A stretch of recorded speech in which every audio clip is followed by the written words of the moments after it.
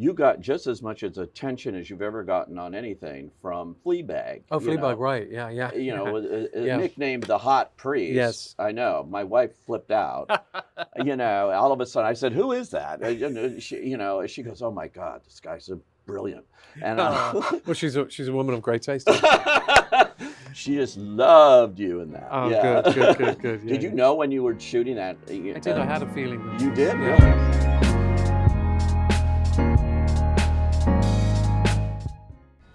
Have you decided what you want to see next? Excuse me? In Italy. No. I haven't. There's a lot to it. I'm sure there is, but I think I'm going to stay here for a little while. You know, if you're going to be here longer, Tom, you should stay at my place. I mean, why spend money at the Miramare when I have extra rooms, even if it is just my father's money? Oh, I'd like that very much.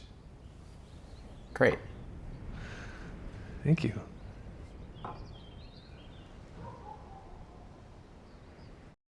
Welcome to the Actor's Side. Today, he is having quite a year and has had quite a career on stage, obviously, on television, and in the movies. And this year, he became the first person ever to win both the British Critics Circle Theatre Award for Vanya and the Film Critics Circle Film Award for All of Us Strangers. Nobody's ever done that before in 1 year. This is Andrew Scott. Welcome. Hey, how you doing?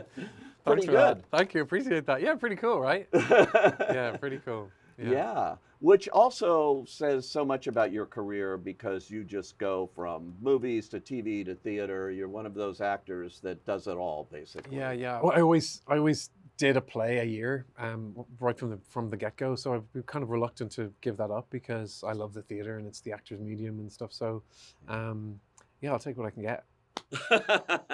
And I want to talk about Vanya, but I want to mention that one of the reasons you're here right now is the Netflix limited series, which is incredible, Ripley. Yes. Which, yes, that's the talented Mr. Ripley. Of course, the Matt Damon, Jude Law movie. Before that, Purple Noon, Yes. Ripley's Game, Yeah, different than John Malkovich, yeah. who's actually, Yeah, he's in our he's version in too. this. Yeah. So it's been done, of course, the Patricia Highsmith books. So people say, again, really? After seeing as much as I've seen of it, I can say yes and more. Yeah. Wow, that's great. I'm glad. Oh, I'll take that. Yeah, you walk into this, you go, okay, I think I've seen this. No, you haven't. Well, it's very absorbing, isn't it? I think the fact that you can spend 8.5 hours with this character, you get to, you can treat the show almost like the way you would treat reading the book. You can spend as much time reading the book. You don't read a book you don't binge read a book, right? Mostly. So you can spend 3 hours and then you can leave it and you can go back and whatever. So we really are afforded to spend some luxurious amount of time with the character, and you're able to sort of go into very surprising areas, I think. Well, that's exactly what I noticed here. I mean, much more than you could do in a 2-hour feature. They really let you go with every detail of this character, which is a real luxury, I guess. Yeah, you do. I think you really get to watch the Tom Ripley. First of all, you see him unobserved, where the audience are the only people that are observing him, and I think that's always fascinating for an audience. Yeah. Particularly to watch a talented character, a character with great intellect, be brilliant or be talented at what they do, and let's see them exercising that. I think that's something that's really fascinating to see somebody. So I always say he's a con artist at the beginning, but he's an artist. Yeah. So he's incredibly good at it. So we're able to, I think Steve Zaillian, our writer director, he really teaches the audience how to watch the show, because the pacing of it is quite varying, and sometimes it really takes its time, and sometimes it requires the thriller aspect to it, and it's all shot in black and white. So it really captures the period in a really extraordinary way. So it sort of has a mesmeric sort of feel to it, I think. I would have loved to have sat in the meetings when they started this and said, and we're going to shoot all 8 episodes in black and white. Right. Because that is never done in this form. I can't tell you something I've seen on this scale that they've done. I've seen, some directors get to shoot in black and white. It's a beautiful thing. But this kind of format is highly unusual and it's stunning. Yeah, I it looks am absolutely. shout out to Robert Elswit, the Yes. cinematographer, Mm. who this looks so like a classic film to Yes, me. yes, it's got absolutely that. beautiful, and it was a real vision of Steve Zalien's right from the beginning. That's the way he saw it. He read when he first read the book that it had a black and white cover, and there was something that just ignited his imagination. And yeah, he was very passionate about that right from the beginning, and so he has to be greatly admired for that. And yeah, when you marry that with Robert Elswit's work and the stunning nature of the places that we filmed in, it All makes through magic. Italy, the All through Amalfi Italy, yeah. Coast, and Yes, Venice, yes, and New York, and yeah, Palermo, and Napoli. amazing. Yeah, it was. So, Yeah, what do you think you look like in black and white on film? You know, we've seen so many great movies, you yeah, know, with great actors of their era that got to do that mm, regularly. mm. And is this the first time you've done black and Yeah. white? It is. It definitely changes. It's in one way I think it. I don't know whether it's the nature of the character, um, but yeah, it adds a certain uh, distance that I think is hopefully beneficial. There's just so much more detail, and it really goes to the darkness of the story. I love the talented Mr. Ripley, Yeah, but me it's too. bright and colorful, Yeah, and it's a totally yeah, it's a different completely different. thing. Well, it's sort of off season, you know.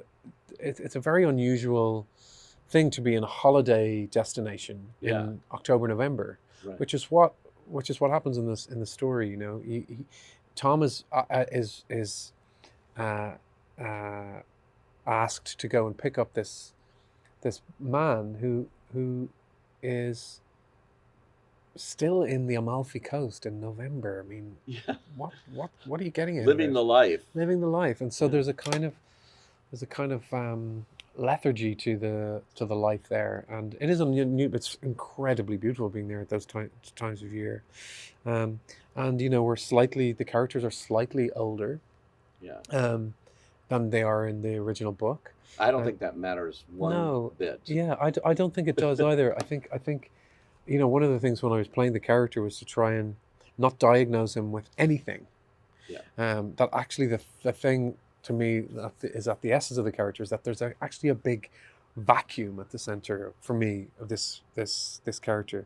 So to diagnose him too much in relation to his nationality, his age, his sexuality, anything that you think, or to give him a pathology, to give him like he's a sociopath, he's a psychopath, he's a all those stuff I Right. find really really sort of unhelpful, because I think the reason that this character is so enduring is because people go, I don't fully know what this is, but I do want him to get away with this, which is her great gift. Isn't that the weirdest thing? Yeah, But you are rooting for him. yeah, you want to, yeah, and I And think he's a pathological killer. yeah, and I think the interesting thing about it is that he's not a natural born killer. Right. He when we see him at the beginning, we think this guy isn't bloodthirsty. In fact, Yeah. blood is something that he revolts him. Um, so I think it speaks to the Tom Ripley within all of us as audience Yeah. members, and not in the sense that we're murderers, but there are things where we think where it's a mystery as to why we behave in the way that we behave. That there are certain parts of our own characters that are unknowable, and that's what's Right. kind of frightening, you know. And Did and I- you create a backstory for him? Because No, there not isn't really. really a No, backstory no. on him. Certainly a kind of what I feel like it's sometimes what you have to do when you're playing Shakespeare parts. Yeah. You play each scene with as much truth, and you interact with whoever it is that you're asked to interact with, and then the sum of the scenes and the sum of the parts make the whole, you know. Yeah. And so that's what's interesting, and why he's such a fascinating character to observe, and so much of it was so varying. You know, there's a whole episode where it's really just action, Yeah. and so we see his physicality, his determination, and his brain and his physicality at work, and then we see a lot of the times quite domestic scenes, you know, where it's three people in a cafe, and it's just very actable, easy stuff to access. It's amazing too. In the first episode, you see it with in New York, and he's selling himself as a close friend of this guy who's gone off, and the parents have lost track of Mm. him, and so their hope is paying you Mm. to go and bring him back. Mm. And you know, that's when the audience discovers, watches it, and sees when he finally does run into him on the beach, and you know, he doesn't even know who you are. Absolutely. And so we're going like, You know, oh. how is this going to work out? And you think at any point, you think he's going to be caught out here, or this is going to be the end of the road. And what happens in the story is you think, oh no, he survived that, and he slides through the door and and makes it into episode 3, makes it into thing, and so and then it's easy, and then it's really, really hard. So you see this guy, and you're like, oh my God, is this tiny? And he makes mistakes. That's another thing that's really, really important. Oh. He makes an inordinate amount of mistakes. Oh my God, you're like gasping. I don't want to give away so much because the whole idea of this is to get people to watch it. But I want to talk about episode 3, which is, I mean, this is not a spoiler alert. I mean, you do kill the guy. Yes. And but saying that means nothing, Yeah. because wait till you see how it's done in the boat. It's a little bit of Place in the Sun, but it's like it's so much more. And then the shocker part of it are the mistakes he makes doing that. Absolutely. And the combination of cinematography there, film editing, and acting is stunning. Oh, thank you so much. And it's all silent. If you're watching this, you don't have any dialogue really No. in so much of that. No. You're playing it with your eyes and with your face, and Yeah. as a viewer, I guarantee you'll be on the edge of your seat. Yeah, watching. and as it progresses, there's more of that we play. And which is amazing. Yeah, it's wonderful. Steve Zalian is a wonderful, you know, Yeah, screenwriter yeah. and filmmaker. Great, and won an great Oscar man, for yeah. Schindler's List, and is a great director here too. Yeah, he's Steve is really fastidious and hardworking and cares about the details and understands that the details in this instance are incredibly vital to the audience's enjoyment and also necessary to Tom's personality, because you see him thinking, and a lot of the time in drama we see people making decisions that are really quick, and but it sort of dehumanizes them sometimes, and actually Right. what we need to see is somebody thinking about something, and maybe we don't know what they're thinking about yet, but then we see what they're going to do, so it invites the audience to think, what would I do, Right. so you are siding actually with somebody who is a murderer. Oh my God. But there's no way that this character can have this amount of iterations in so many different forms if it was just one thing, you know. Right. And that's why, you know, all those things about evil or killer or monster or sociopath. The exciting thing about this, and the disturbing thing about this, and the connecting thing about it is that this is a human man. Exactly. I read just this morning, I was glancing at some notes on this, but I saw Vanity Fair has something today, and they called it a queer story. I totally disagree. Yeah. I do not. I think if you want to decide that's who he is, Yeah. go right ahead, but there aren't a whole lot of clues there to call this thing that. Well, what I think the reason that I would I feel like it can embrace that title too, is that it's about otherness. It's Yeah. about somebody who is not invited to the party, Right. and that brings about certain things in certain people. And to my mind, there's a morality a sort of an obscure morality to Patricia Highsmith's work, and to my mind, it's about art and beauty. And this man is somebody who lives on the edges of society in a rat-filled street. Nobody looks at him. He's completely dismissed, and he's got enormous talent and no access to any opportunity to express that talent apart from fraud, and in order to survive. And then there's another group of people who have not got any talent Yeah. or limited talent, Right. and feel completely entitled to it. Yeah. And feel We have one running for president. exactly right, and feel completely entitled to it and completely confident, and they get access and take for granted all the stuff that surrounds them. And then this person sees that for the first time, and something really dark emerges, and that to me is very symbolic of the way certain factions of the community, including queer people, have been treated over the years. Right. So I don't necessarily think it's about. This is what I mean. The diagnosis of a sexuality per se, Right. I think, can be and is interpretable, but I certainly think that there's a question about who gets access to the beautiful things in life, and so in that sense, I think it's open to so many different I interpretations. got to ask you, what was it like shooting? I mean, this was done during COVID Yeah, too, wasn't yeah, it? yeah. So Italy looks empty, and in a lot of it, Mm, and so you must have had a real playground there to go we all did. over Yeah, shooting that. yeah, It yeah. must have been great because it It was was over wonderful. how It was almost a year. almost a year. Yeah, we shot it for almost a year, and yeah, I remember walking through San Marco Square in Venice in January, and thinking this. Usually the Biennale is there, and I was walking to work one morning, and I was like, this place is entirely empty in the fog. The Venice fog was rolling, and I thought this is really genuinely extraordinary, and it can't not have um, seeped into the work that we were doing. It just can't not have because I No, couldn't go it's great home. production design. I Absolutely should tell extraordinary. you all everything about it, the production design, the costume design Yeah, too, yeah, which is watching you slowly get comfortable. yeah, yeah. Even in the speedos, I'm watching that going, I could never do that. Well, But yeah, I'm looking at it like but that. he's like also, you could see, I'm not that comfortable Yeah, here. exactly. He's not. No, he's not. He's not. He's not. He's not Daniel Craig and James Bond. Right, No, no, which I absolutely. love that. I Yeah, yeah, loved that slow build of yeah, him getting comfortable. But who the Italian costume designers did a great yeah. The job beautiful job. Yeah, all really. the way through Yeah, on this. yeah. Amazing. And I mentioned that most recent on stage, you won these awards for it. It's Uncle Vanya, but you play all the roles. Yeah, Now, yeah, yeah. the unions aren't going to love that, but No, I won't make a habit of it. you played all 8 roles, Yeah, I right? did. Yeah, I played all that roles. Yeah. So the idea being behind it that it's a play about lots of people saying, "This is my pain. I'm so different to you. I've only young people who look at me." Blah blah blah. And the idea, and particularly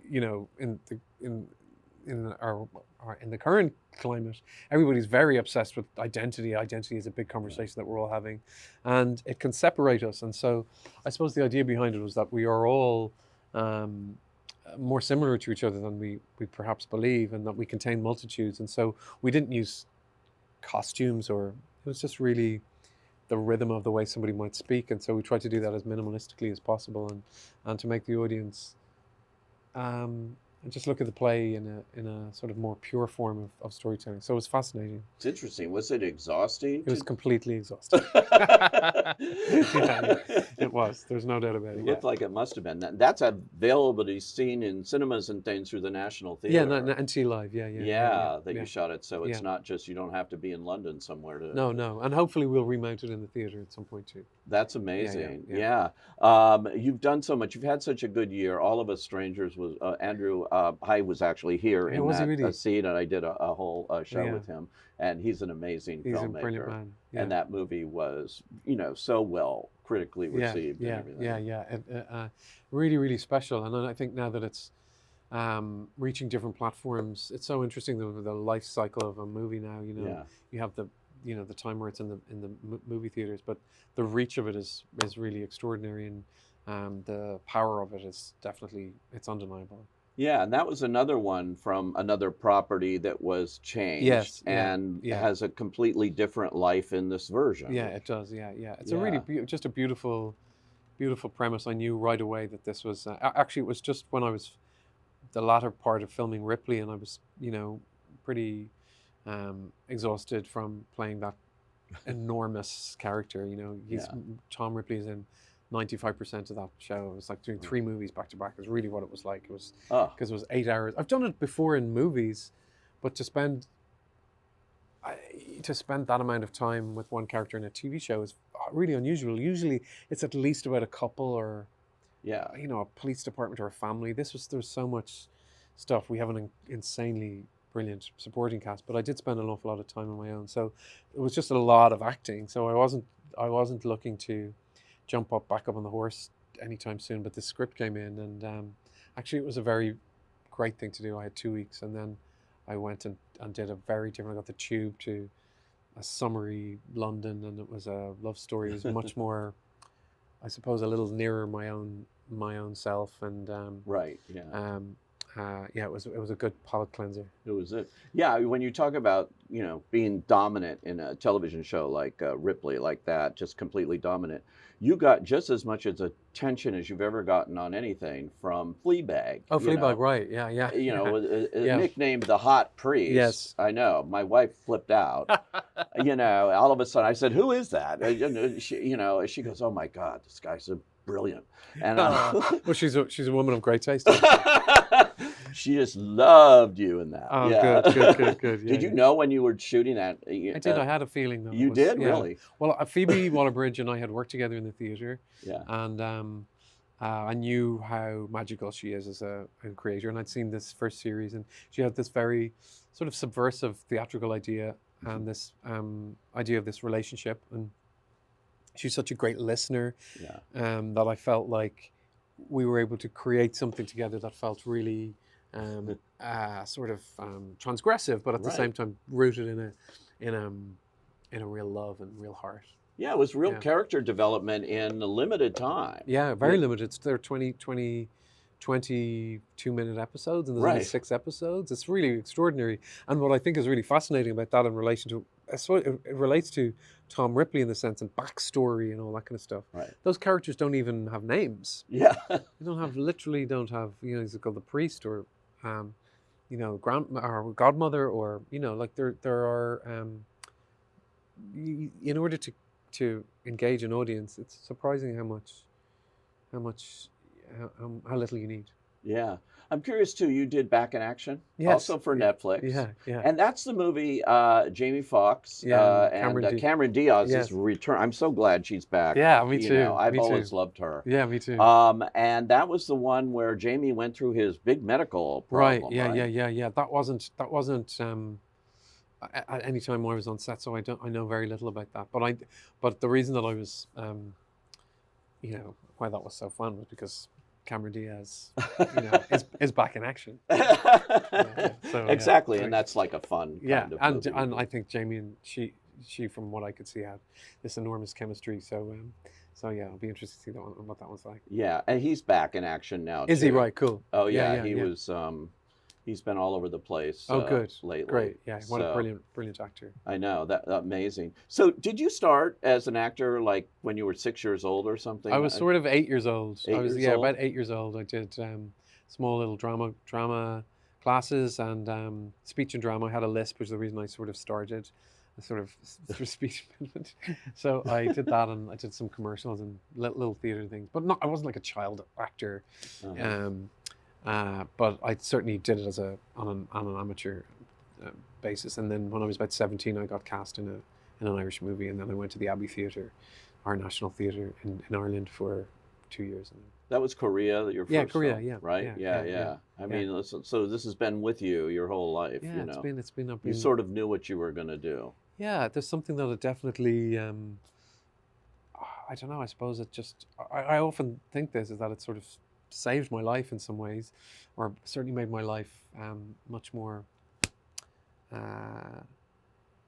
plugged in. You know, because I think I was able to combat a kind of shyness through work and through a work which I feel enormously passionate about, and it kind of forced me out of a direction that I could have gone, another direction that I could have gone in, and so I'm enormously grateful for it, for what it's done for me professionally, but as a person too. Yeah, and you've done so many different things. I can't possibly, but of course, everybody. I guess the big breakthrough in terms of that was Sherlock. Sherlock, I guess so, on TV. Yeah, as the villain there. Yeah, Moriarty. Yeah. Moriarty. Yeah. Everyone loved that show. Yeah. First of all, Yeah. Benedict Cumberbatch and Yeah, Martin Freeman, and Yeah. again, that was really brilliantly written. Yeah. I really do believe that you can't make a great project if the script is a subpar, and again, it was a kind of a reflipping of something that people are very familiar of, and so I always say in those things you have to be respectful but not too reverent. Right. You've got to if you're going to do it, And let do it your own go. Yeah, and put your own autograph on it and Yeah. send it Like out. Uncle Vanya, play all the roles. Exactly. Do 'em all. Do 'em all. It's all good. Yeah. You did a James Bond movie. Is that your Sam Mendes connection here? You've worked Yeah, with him a lot. Sam, I worked with Sam in the theatre. I did a play on Broadway with Julianne Moore and Bill Nye with Sam, and my first time ever even being in America was for Sam on Broadway, and then we did 1917. Which was fantastic. Yeah, also. beautiful film. Again, very theatrical. This Yeah. idea of one take. One camera. Yeah, and Spectre, of course. Yeah. And then Spectre, the Yeah, Bond yeah, film. the Bond film. Yeah. What's that like being in a giant, Yeah. franchise? I like found it. I was overly intimidated by it. I think that? Yeah. it was one of my first experiences of like a big budget thing, and I Yeah. thought, oh God, am I in the right place? And I don't know. You have to. It's really important that you keep your, you're like I don't careness about as an actor. You're alive, and I think it was a wonderful experience because I got to work with amazing actors, and I adore Sam as a director. And I'm really really grateful that I got to even be in the. It's amazing. All the things, and Hamlet, every actor has. My favorite line is, what did Olivier say? Like, forget about competition between actors at award shows and things. Let them all play Hamlet and then pick the best one. Oh wow! Did you say that? I've never heard that before. Oh, yeah. Yeah. Well, what's extraordinary about Hamlet is that that's why it's so brilliantly written, and why talk about enduring characters. You can sort of take Hamlet as a vessel, Mhm. and you can pour in the personality or the instincts of any actor, male, female, whatever, and in some ways it will still take flight. Yeah. And that's why it's so beautiful. It's incredibly humane, and it's fantastically funny. Yeah. Hamlet. People forget that. It's really, really, really, really funny. That was important in Ripley, too. to have Absolutely, yeah. You know, Well, it's one of the things Steve and I talked about, how witty it is. that. Yeah. I do believe that, and also why Fleabag was so effective was because it was a comedy with soul. Right. So I do feel like when you get something that, particularly something that's preconceived as that's a great tragedy, that's a sociopath, that you have to in some ways find the opposite. Okay. And that's something that's a theme that arises time and time again for me. So cool. What are you doing next? What do you? I'm going to go to sleep. After all of this activity. Yeah. We've with all the I went straight from Vanya into the promotion for All of Us Strangers, which went fantastically well, and now Ripley is coming out, so I just need to. I think it's important to just plug out for a little Yeah. while. Well, Yeah. there's lots of good things ahead, and Yeah. watch Ripley starring the talented Mr. Scott here. Thank you. Amazing show on Netflix now, and good luck, and thanks for joining us on the Actors Side. Oh, thank you so much. Great Absolutely. pleasure.